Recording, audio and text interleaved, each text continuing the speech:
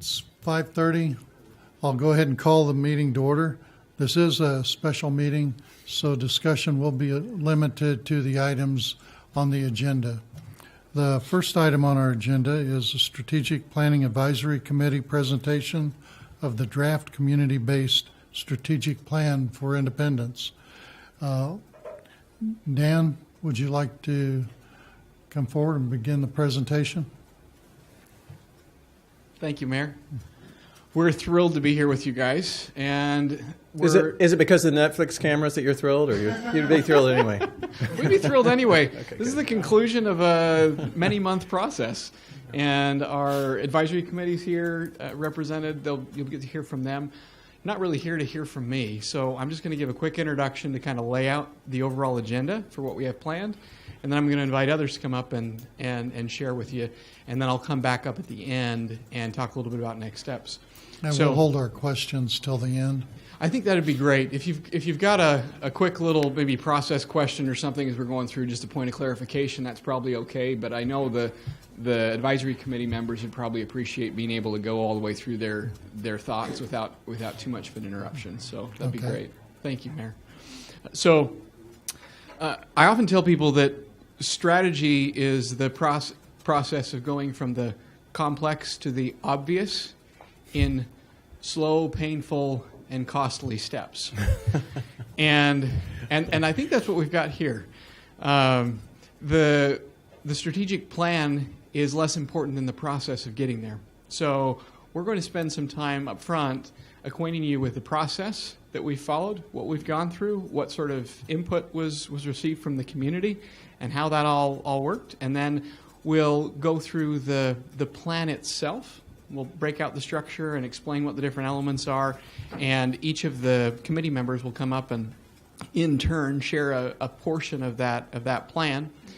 And then lastly, we'll discuss what next, because strategy without execution is pretty useless.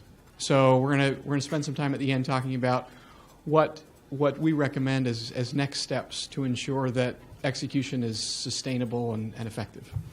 So with that, I'm going to invite Mackie to come up here, if you would, Mackie Smith. And he's going to talk to us about the process that we went through during the plan, and then he'll introduce the members of the Strategic Planning Advisory Committee who will come up and share different elements of the plan with you. Thanks. Thanks, Dan. And it's a pleasure to be back here in Independence. Just kind of want to give the preamble before we get started that I've really fallen in love with your community. We have. And Dan can attest that for me, this is my favorite community I've done a project on for something like this. So thank you guys for, treating me like, family, for being here. So I'll get all the gushy out of the way. So, okay. So yeah, as Dan talked about, we, to start this process, we really wanted it to be led by members of this community who had their fingers to the pulse of the community and the things that they love and the things that they want to improve on. And so each of the commissioners, thank you for nominating the 3 respective members that you did. All 9 of these Strategic Planning Action Committee members served a lot. And because of them, we've had the success that we've had in engaging the community. So thank you guys for kind of that foresight in who you picked and that their abilities to be able to effectively engage this community. And just want to thank all of them again. As far as community engagement went about, typically you'll see in a city they'll distribute a survey and they'll come to a facilitator will come to town and meet with 2 groups. They'll meet with the Chamber of Commerce and the Rotary Club and a public forum and call it a day and get on the plane to go home. And we were really grateful that I was able to spend an entire week here meeting with different stakeholder groups. We really feel that the pillars of building a community-based strategic plan and engaging the community effectively, part of it's that survey to make sure that every single person that wants to participate has at least that voice. But it's also getting people in a room so they can discuss ideas, hatch things out. And the only way to effectively do that is through these stakeholder groups. The SPAC or the advisory committee members each had a connection to a different group, and we were able to facilitate 9 dialogue sessions in the 4 days that I was here, which is a record, actually. We met with groups like the Rotary Club and the Chamber of Commerce.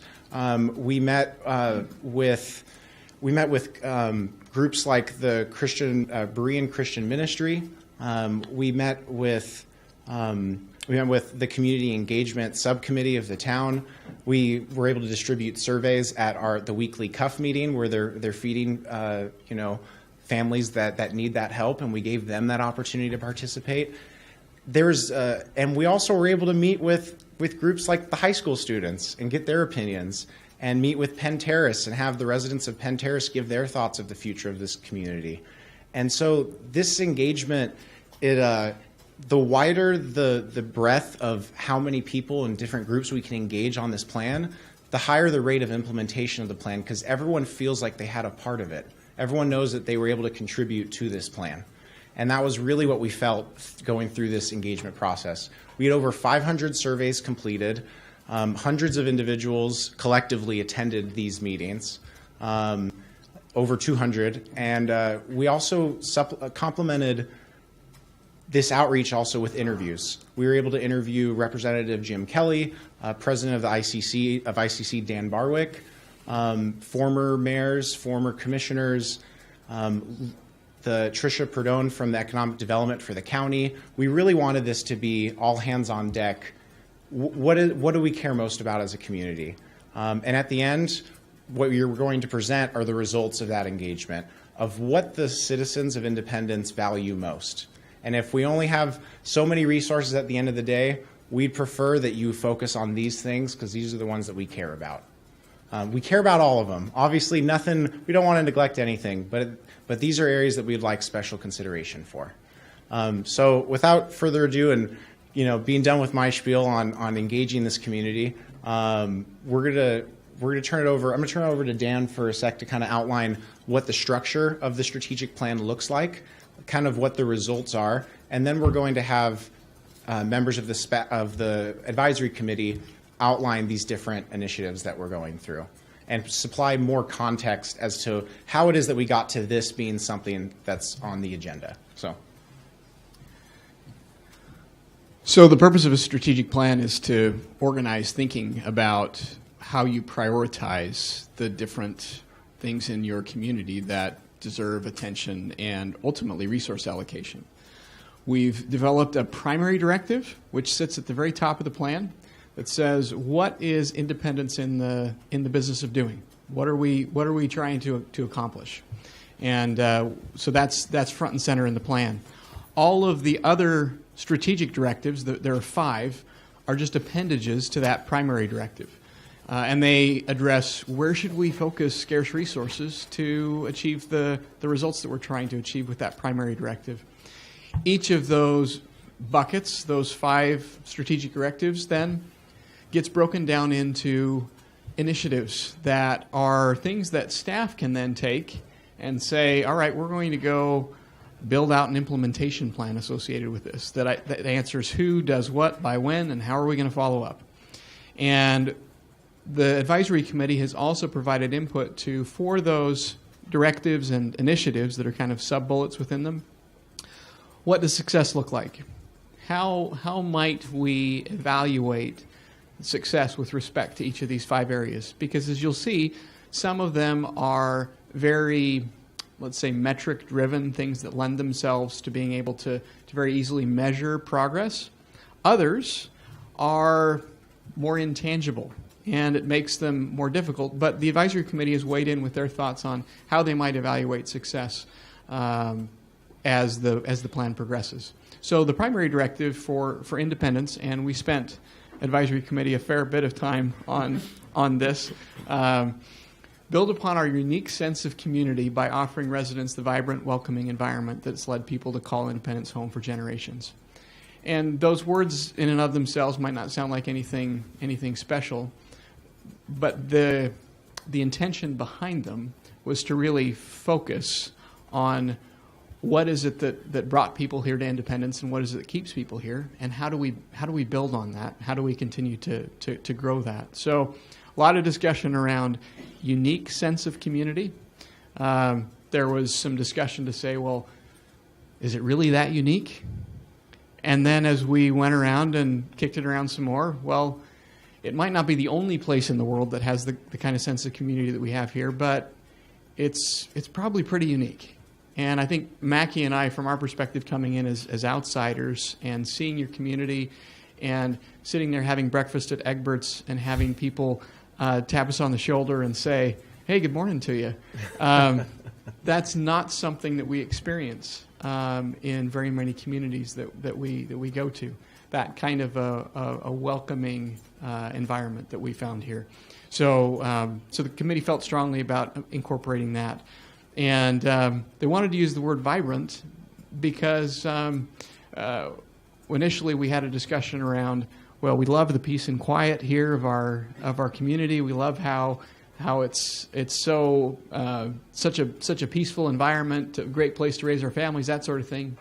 But when we started playing around with the words, they said, Independence has been a vibrant economic powerhouse. That's how it got started with the oil boom and everything else. And we want to continue that. We want to build on that vibrant community that has things going on. So they selected that word and wanted to pay some homage to Independence's legacy and talk about the generations that have come before and how there's some real history in this place and not lose sight of that. So that's the intention behind the primary directive. There's probably other words that could be incorporated there that could make it even better, but that's what we've come up with for the primary directive. What I'm going to do next is turn to our illustrious members of the advisory committee. So if you would please come forward and share with us directive number 1. This one is first for a very important reason. Take it away. Very illustrious. Thank you, Dan. Thank you, Commissioners. My name's Dean Hayes. First, I'd like to thank you for the opportunity to serve on the Strategic Planning Committee. It's been an opportunity to meet and to get to know the city of Independence and the citizens of Independence better. I'll be talking to you regarding the first strategic directive, economic development. Citizens responded most frequently that they wanted the city to focus future resources on economic development. Independence is a family-friendly community. Good schools, good parks, safe streets, room to grow, great churches, plentiful community activities. Independence is a great place to raise our children. But Independence, Kansas is impacted much the same as many communities in Kansas are impacted by population migration out of the state of Kansas and within the state of Kansas, population migration to the metropolitan areas. It's about jobs. It's about economic activity. It's about economic and business opportunity. It's about employment opportunities, and it's imperative we focus on a strategy that will grow existing businesses, recruit new businesses, and grow the community of Independence by attracting capital investment, attracting jobs, and attracting families to live in Independence. We'll know we're doing the right things as we measure growth in population and jobs, and we'll know we're succeeding as local spending grows and local sales tax revenues increase. 8 key initiatives for economic development are listed in the community-based strategic plan, many coming directly from survey responses and community input. And we're counting on you to judiciously deploy the city's resources towards these initiatives and other economic development opportunities as they arise. It's our hope that that as you consider the many ways to structure the city's budget, that you'll prioritize those action items which most directly align with growing businesses and growing jobs. The things we love and appreciate about the community of Independence, Kansas are based on the expectation that we will have the human and economic capital available to maintain the services and amenities of the city. Economic development activity is the foundation of that expectation. Thank you. Philip is going to speak to the next strategic directive. well. Evening, ladies and gentlemen. Thank you for the opportunity to serve as part of this committee. It's one of my great pleasures to serve our community. I have a great passion for our community, and I really enjoy the time that I spend on our Planning Commission and Board of Zoning Appeals, and the Strategic Planning Committee was one of those pieces that I felt a great need to be a part of. Our second most requested point of improvement was our infrastructure. I know it's been a hot button issue over the last year or so surrounding our water plant and its improvements and the rate hikes that we would see in conjunction with that.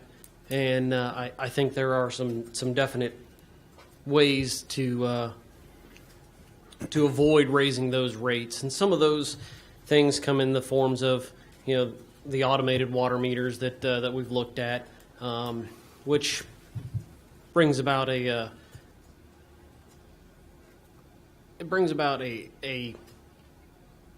real opportunity to better serve our citizens. How nice would it be to have a major water leak and just be able to call up and say, "Hey, I've got a major water leak," and they can just shut it off. I mean, that saves you thousands of dollars. And not to mention the ability to turn water on at a moment's notice, which is a very nice thing. Our roads and sidewalks.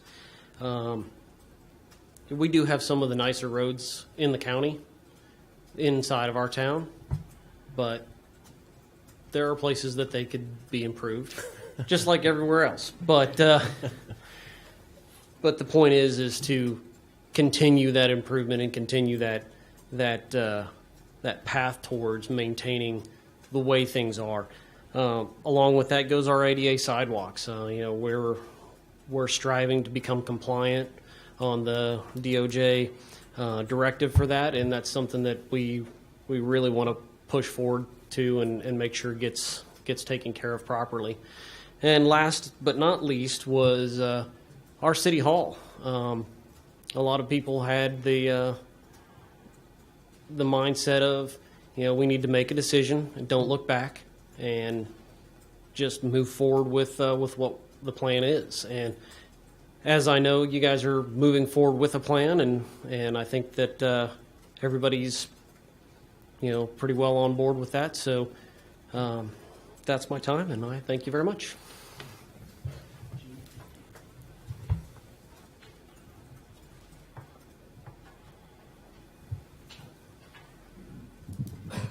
I also want to thank you for letting me be on this committee, because it's been an exciting time.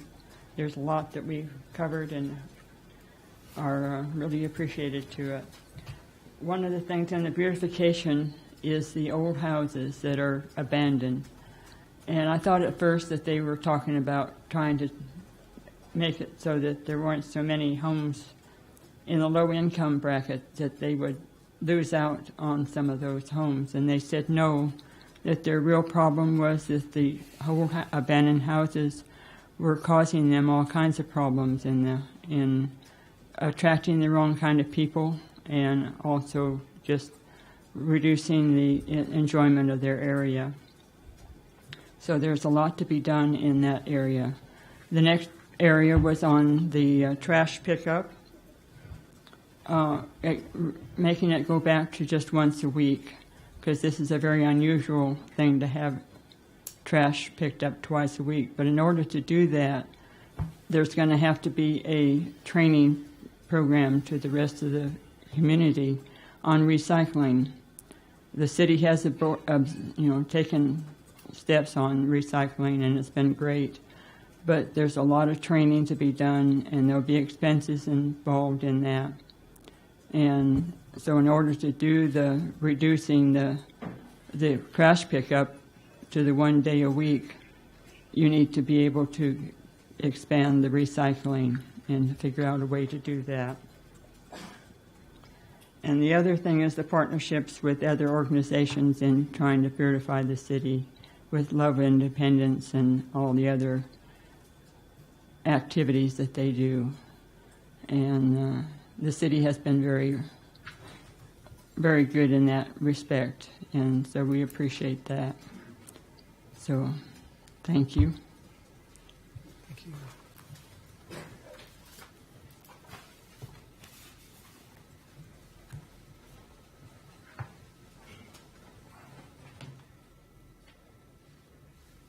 Well, thank you to you all. It's my pleasure to be before you to discuss the fourth strategic directive that our committee developed, and that is Parks and Recreation. In our survey, we asked quite a number of questions of the residents, and one of the questions that we were most interested in getting the answers to was, what do you like best about Independence? It's not surprising to learn that the answer to that was Riverside Park. That answer received the highest and most frequently positive response from the survey, and you see from the graph before you that more than 60% of the respondents to the survey said that they like Riverside Park as the best thing that they like. That is the thing that they like best about the city of Independence. It is certainly the crown jewel of the community in the eyes of all of us. We felt as a group that in discussing parks and recreation that the emphasis should be quality over quantity. It's time, we think, to evaluate the work that's been done on parks and zoo and neighborhood parks. The city has done a marvelous job in not only maintaining but improving Riverside Park. And the city has also done an equally marvelous job in the development of neighborhood parks. And there have been quite a number of them over the last 20, 25 years, bringing the recreation experience to the neighborhoods, which is obviously very important. It may be a good time to review the allocation of resources and make some decisions about whether the majority of resources would go on that wide scope of neighborhood parks and Riverside Park as well. It's the consensus of the task force, of the committee, that we may want to evaluate that to optimize it and perhaps even consolidate some of the resources that we have there. So it's something to consider. Riverside Park and Parks and Recreation in general in Independence is related to Niwala in a fundamental way, because both of those assets, the Niwala event and the park, bring people from outside of Independence to the community, and that's extremely important. So we kind of brought those two items together.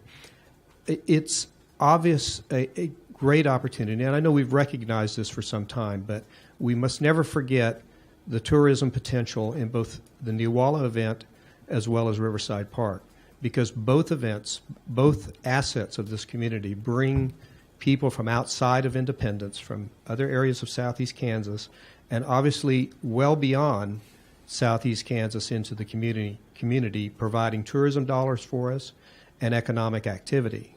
So we need to keep that in focus. We want to leverage that as to the greatest extent possible to foster tourism and make Independence a destination site for a lot of people who are not a part of this community. So with that, I want to thank you also. I enjoyed serving on this committee. It was very fulfilling for me, and I appreciate the trust given to allow me to serve there. Thank you.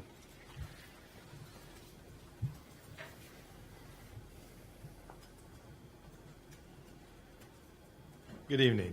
I want to thank you all for the opportunity to serve this committee again. It's good. When I used to sit on that side of the table, it was completely different. Listen to people sit out here and talk, and everybody had something going on. But during the time that I was on the commission, too, I was on it for 4 different years, served under 2 different managers. I've gotten to know Craig very well, too. We had 3 totally different styles of management. One was a maintainer, one was a rebuilder, but now we have somebody that's a builder for the future. This plan that we were able to put together when I was on your side of the table would have been so beneficial to have, just because of the input that's gone through it and everything. So to preface that, my area that I'm supposed to be talking about is community spirit and unity. This is an area that I am very much involved in. As we were talking earlier, when we talked about the plan, the word unique, we talked about that over and over and over, and then we finally figured out, yeah, we are unique. We have something here that you can't find in many small towns in this area. A community spirit that is very difficult to obtain. And it didn't just happen overnight. It's happened because a lot of people have put in a lot of time. There was several initiatives I was to speak of. The first one, which was really easy for me to talk of, was the change in governance body from 3 to 5 commissioners. When I was on the commission, Rick Mott was on the commission at the same time. We wouldn't even ride in the same golf cart, let alone play in the same group together, because we were afraid of violating the Opens Meeting Act. With 5 commissioners, it would really been nice to be able to talk one-on-one at separate meetings and not have to worry about that coming up.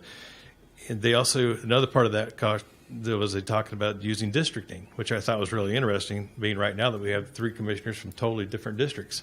And I think that's really kind of a neat area to look at what to do with it. We also, to make the diversity task force and other task force a very recognizable member of the chamber and the city officials. This last weekend, I had the fortune of touring some Bartlesville executives around town, and they asked me about the flags downtown. I said, well, we were celebrating Gay Pride, and it shocked them that a town this size would do such a thing. We also need to increase the communication with the city through live media and other avenues that work out to show when we have decisions that are coming up, to let everybody know what is going on. Those are avenues that are available through the Facebook, through email, through newspaper, and those types of things.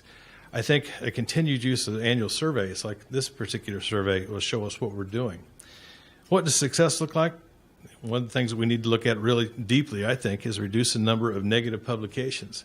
I was talking to the late Hub Myers one time years ago, and I was asking him about some of the negative publications. Hub, being the newspaper publisher, had a kind of unique thing. He said, I don't really care if they're true or not. They sell newspapers and they pay the bills. That's something that really hurts the community, and it made his pocket rich. But we also need to have more positive responses to the city surveys, let more people get involved in them, let them know what's going on, make the community more members feel more engaged in the community. I think we're doing a good job of that from back even when I was on the commission 4 or 5 years ago. I think everybody knows a lot more what's going on at this point. Increase the announcements. I think that our Facebook page has always done a real good job with that. And a part of getting the community members engaged is the voting process. Let's get more people out from all districts of town. Anyway, I think just by going through what we've gone through with this, I think you're going to find it's been very engaging by the city. I think these guys have done a tremendous job of getting us in order so we know where we're going. But thank you very much for your time. I appreciate it. And thank you for letting me be a part of this committee. Appreciate it.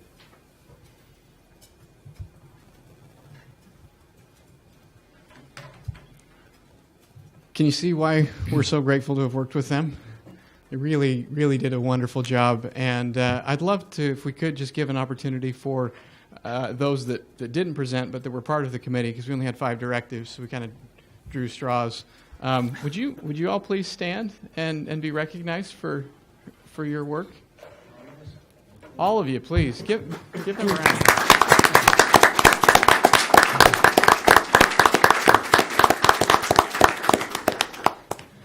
I don't think you quite understand what 500 survey responses look like and what Mackey's notes looked like after going through those nine dialogue sessions. There was a lot of information to digest, and these folks spent a lot of time going through it. I will tell you that I've never showed up to that first session after having provided the feedback to a better prepared set of volunteers. They had gone through all of the data and information and were prepared to discuss it at some level of depth. It was really, really impressive. So they've done a great job. So what next? Where do we go from here? Well, first the City Commission will review and ultimately adopt and approve a strategic plan, a community-based strategic plan.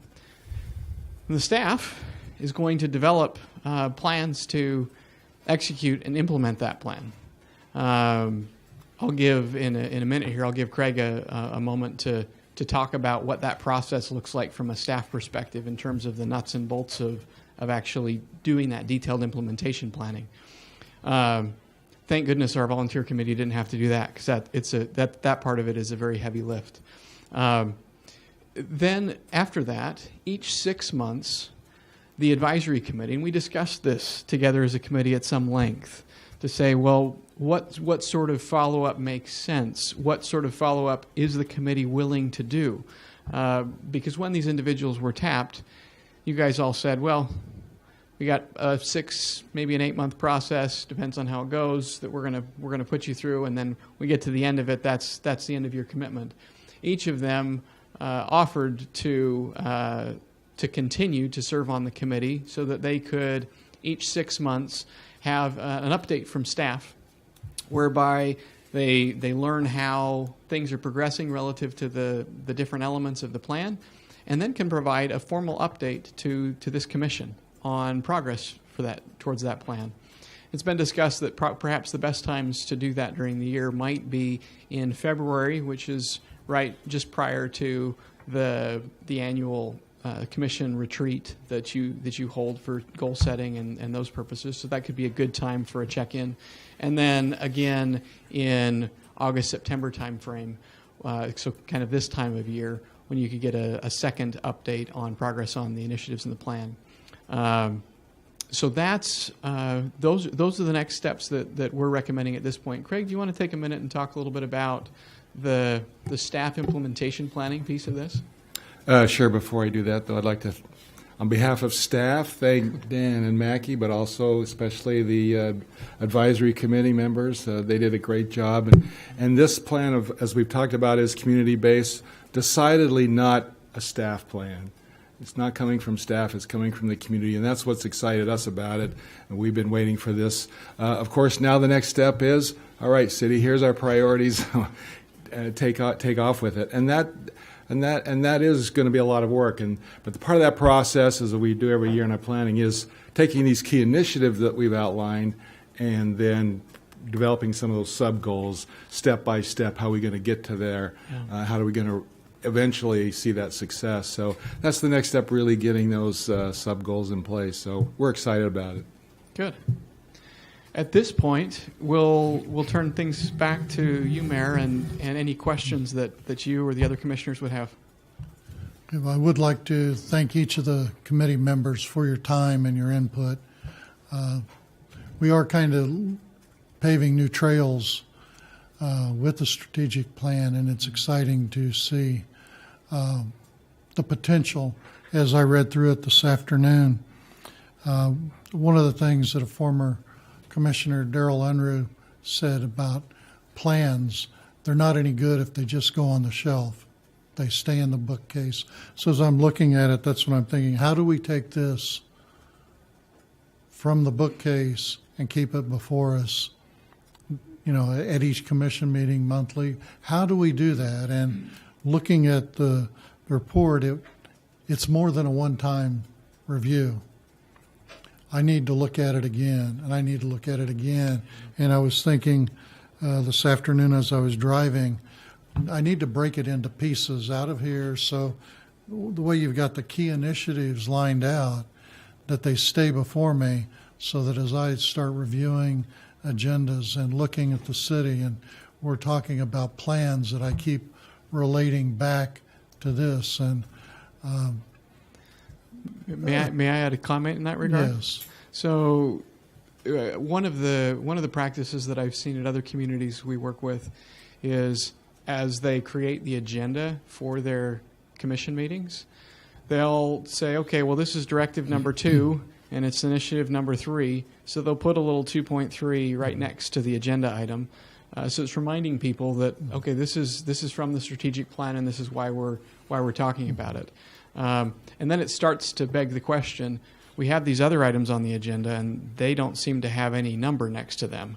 And the question then becomes, well, if not, then why are they on the agenda? Or do we need to look at amending the plan because there's some important things that we may have missed? But either way, it keeps them top of mind in front of you. I think a lot of times we operate with the checkerboard theory. You play checkers, you only move the piece when it's threatened. And a lot of times we get into crisis mode, that's how we start operating and making our decision is the most pressing threat. Okay, we're going to go do it, but we're leaving other items unattended because that's not a threat now. Now, when that becomes a threat, we'll move our focus. And I think the way it's lined out with, economic development, some of the things that were brought up there in that the infrastructure, this is a way that we can stay level and address all issues in the city. And the feedback, I love the willingness of the committee to stay engaged every 6 months to come back, because what's going to hold us accountable are the people. The committee is 9 representatives from the community. Now you take and go out in the community and get feedback, and now you're going to keep bringing it back so that you're going to hold us accountable, so that when we meet at our commission meeting, our planning session, that we can trickle down. And I think it's something the staff has now in their hands, that we're all coming together in one accord, you might say, that we're focusing in on a written directive, that we all know what's important, and the continued engagement with the community is a key element to that. It's not us three, it's not Craig, it's not the staff, but you keep directing us where we need to go, because you've got eyes where we don't.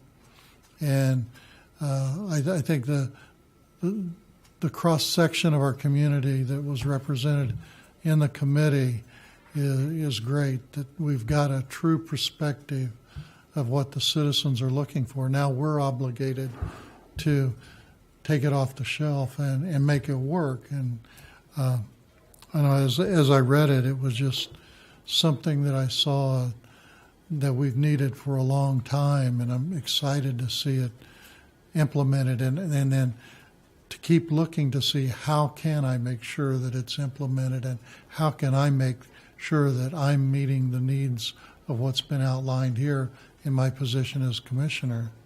So what did Gary and Lewis, how do you feel? My turn. Yeah, go ahead. I do have a few questions. I would just love to know what the committee discussions involved on some of these. Sitting on this side of the table, and I know you've seen this over and over and over, everybody that talks to us says, can't you get more jobs in the community? We've got to have economic development. I'm thrilled to see that's, number one. Sure. And they say, so to get new businesses to want to move here, we've got to have better streets. We've got to have a more up-to-date water plant, sewer plant, whatever it is, better parks and zoos. It's a chicken and egg Yes, challenge. But we have to have lower taxes or we're never going to get anybody here. So it's like, okay, I have people saying to me every day, we've got to take better care of our city, better care of our streets, but you've got to lower taxes. The taxes are ridiculous. So I'd just love to know what the committee's thoughts were on how do we juggle these various goals when some of them are, butting heads with one another. Yeah, so the resource allocation becomes the absolute biggest challenge in all of this, right? And how do you prioritize which things happen first, second, third? Where does all of that hit? And that's where really staff have a big role to play.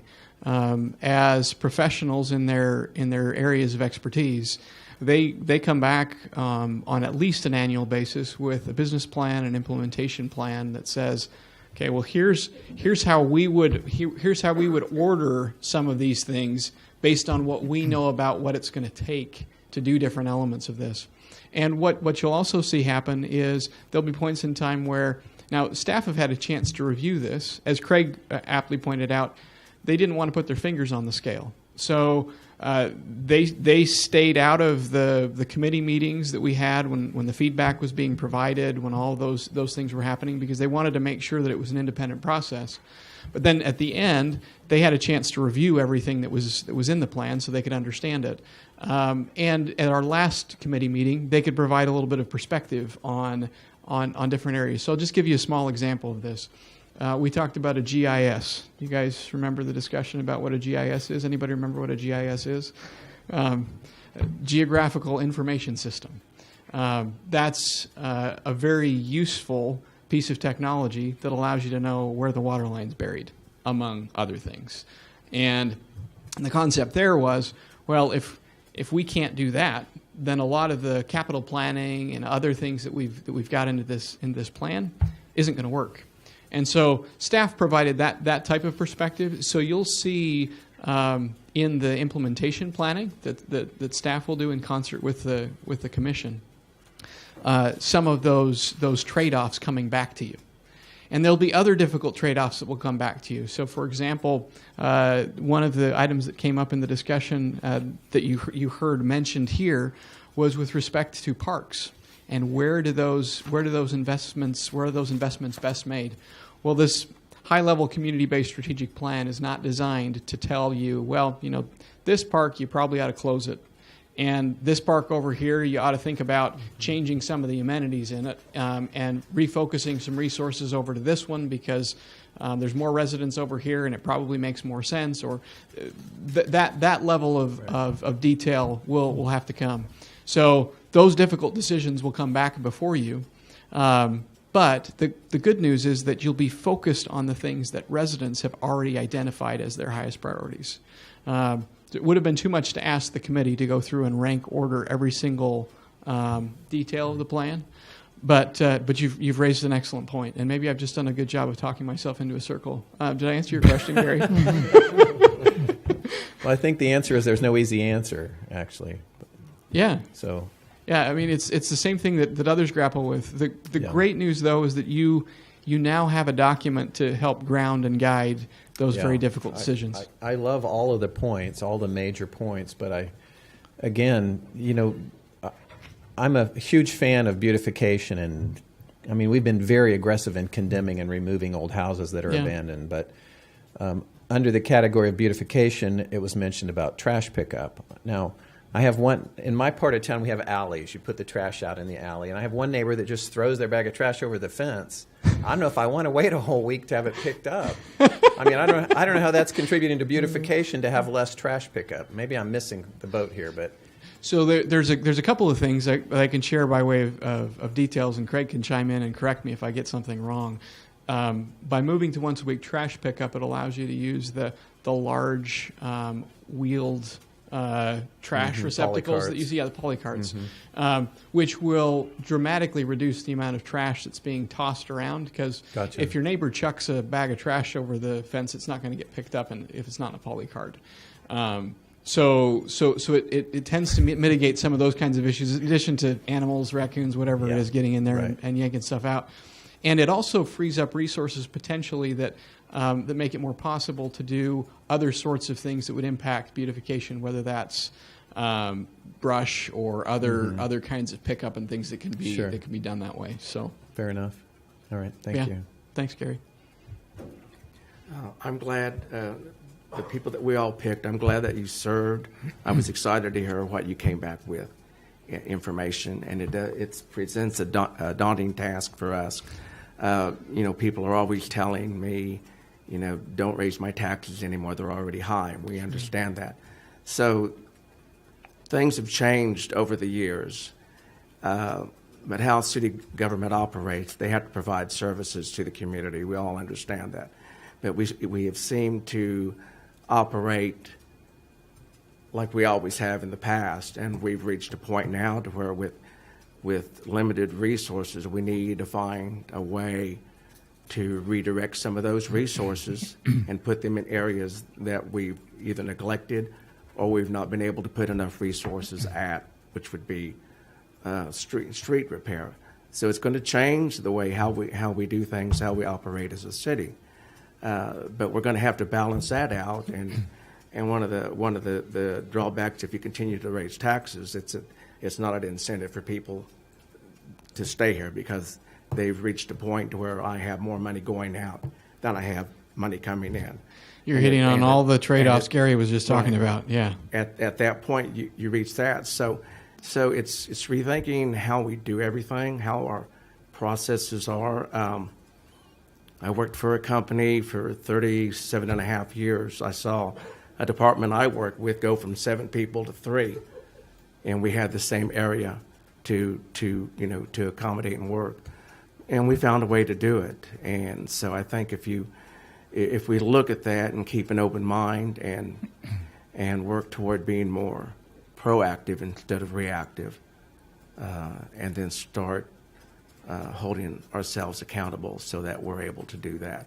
But we need to change how we've done business in the past. Our resources are limited, and we need to find a way to utilize them more efficiently, and personnel. I noticed in the Economic Development Strategic Directive 1, the comment about partnering or working with the county and neighboring cities. I think that's where it can go beyond economic development, but maybe into other areas where we just, I guess, partnered with the county when they sent out bids for asphalt. But there's a lot of ways, I think, looking at us more than a community but a region. How can we support each other? And I was glad to see that brought out in the directive that keeps it before us of not just what we can do, but how can we lean on our neighbor? And then is that a way to cut our costs? Looking at volume purchasing or other equipment that the county has equipment that can come in and supplement us, or how can we share and how can we accomplish our goals? Can we partner with Coffeyville to bring an industry into Coffeyville because we're going to get benefits, or can they partner with us to go after an industry for Independence because they're going to reap benefits from that too? So I think, and as we've all seen so many changes in our life, we need to start looking into the future about where technology, where marketing is going to go, and start reaching out into those areas and look at the city too. How are we going to change with the times? You know, I think one of the mentioned was the automated meter systems. You know, how can that save manpower, but also then serve our citizens better by responding quicker to their need? The accuracy, you know, is it possible with the automated meters that it would have an alarm to see excessive consumption? I don't know how many times somebody has mentioned they had a water leak and they didn't notice it because it was under the house until they got that bill. They went on vacation or whatever. Yeah. So, you know, I think this is a whole new process we're looking at, and the opportunities are there. We just need to brainstorm with even beautification. You know, can we pull in the neighborhoods to start getting them involved? You know, cleanup programs based on neighborhood and break it down in different ways. So I think, you know, it's like for me, breaking into the computer age, one of my clients insisted on everything being electronic when the internet came out. He wanted everything. And I said, no, I'll send you a letter. I'll send you a copy. He was looking where we were going, and I was staying back to where I wanted to be. But now it's like, you want me to actually print that? No, I'll send you a PDF. Send me a PDF. And, you know, we've got to do that same thing. Now look at where we've been and live where we've been, but where are we going to go? And how are we going to meet those challenges of beautification and our tax dollars? How can we overcome that? And I think there's ways we still can. And now we're getting a tool. Now we've got the community input to help us reach those goals. It's not just us three, not just the staff, but this is really a reach to the community to make, you don't want to pay higher taxes? Give me an idea how we can save money then. You know, give me an idea, because I think there's potential in our citizens that now we're bringing them into play to answer those questions for us. Yeah, we've seen some great examples of that, I think. You know, the Logan Fountain Project and the Community Mission for Improved Housing and the Love Independence Day, all those things. We get the community involved, and there's no limit to what we can accomplish. The The bridge project, I understand, we're going to finally get that bridge painted in the next couple weeks. I keep feeling like the city should somehow find a way to partner with some of those organizations better than we do, which is not much. And I think that's where our challenge is. How can we? Yeah, it is a How challenge. can we do it? And, you know, there's ways with economic development. We've got the Economic Development Fund. How can we break it down to reach out maybe to smaller industry, bring into those businesses? How can we support them maybe non-traditional ways, but yeah, would be a benefit to them that they could see coming to Independence for their home.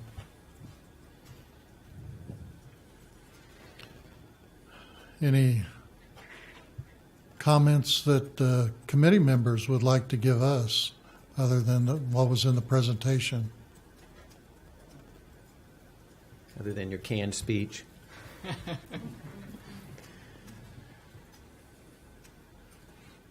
If not, again, thank you, committee members. Give us a call. If you've got our phone number or email, give each of us a call. You know, let's not just be a committee to commission, but let's be citizen to citizen. If you got an idea, call me. I want to hear it. If you hear a concern, if somebody outside the committee's got an idea, let us know. We're anxious to hear that.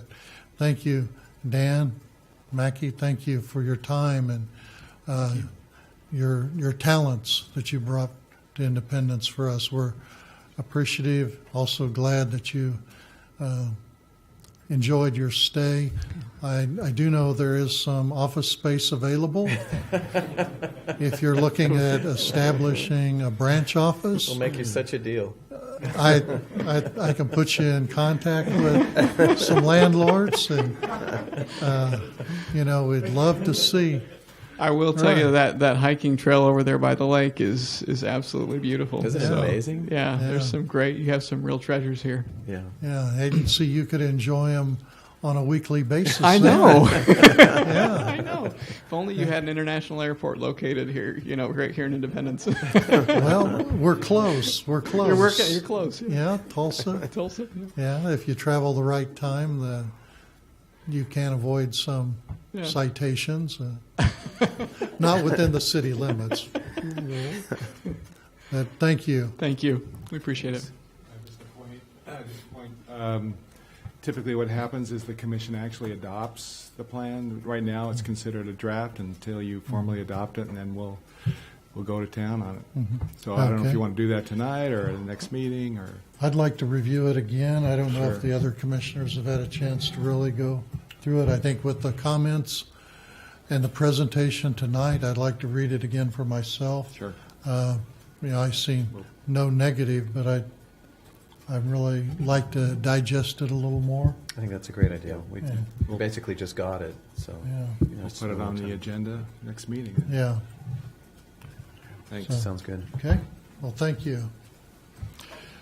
The next item on the agenda, Park Zoo award bid for construction of livestock pens. This item was deferred from our September 13th commission meeting. And I think each of us received a detailed breakdown. This is what I was looking for. Okay. Something that gives us the control, Right. that we know specifically what each building will have. And it's simple, but it did the job. Okay. So I really don't have any questions for you, Barb. I know Okay. Gary was gone. I don't have any. Okay. Louis? No. If we have no questions further on it, then I'll entertain a motion to it. I move we approve the bid from SEK Construction for improvements to the bison shed, elk shed, llama shed, and deer shed in the amount of $24,445. Do I have a second? Second. Motion and second. All in favor signify by saying aye. Aye. Opposed? Motion carried. With no other items, then I would accept a motion for adjournment. I make a motion for adjournment. Second? All in favor for adjournment signify by saying aye. Aye. Aye. Motion carried. Thank you. Good stuff.